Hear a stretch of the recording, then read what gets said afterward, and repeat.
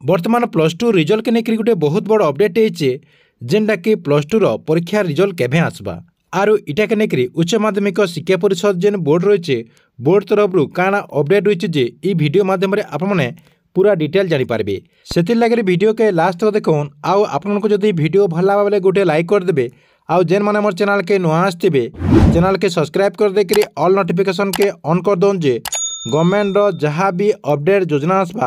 आपने ई चैनल माध्यम पहला जानीपारे।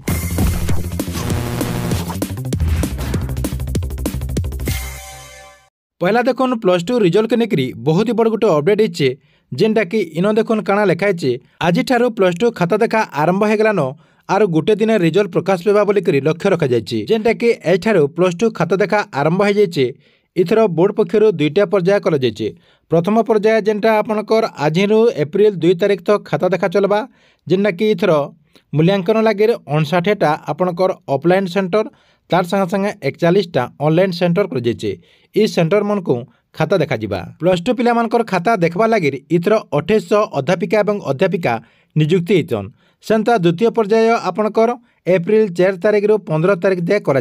इथर गोटे दिन कला विज्ञान वाणिज्य धंदामूलक रिजल्ट एका सारी प्रकाश करमा बोलिक उच्च माध्यमिक शिक्षा परिषद पक्षर लक्ष्य रखिछन जेनटा कि गोटे तारिख रे समस्त रिजल्ट प्रकाश पाइबा आपणकर कला विज्ञान वाणिज्य धंदामूलक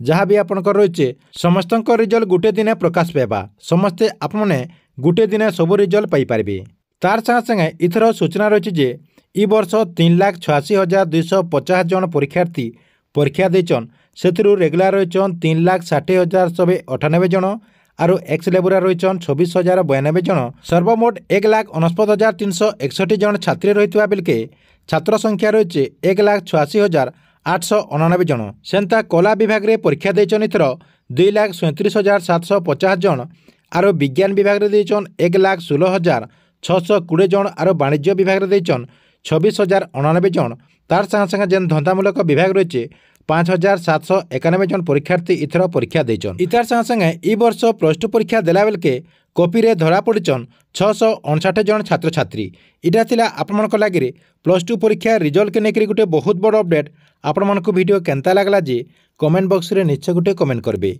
आउ केन जगह रे आपण माने ई वीडियो के देखुचन केन डिस्ट्रिक्ट रो आपण देखुचन जे निश्चय गोटे कमेंट करबे।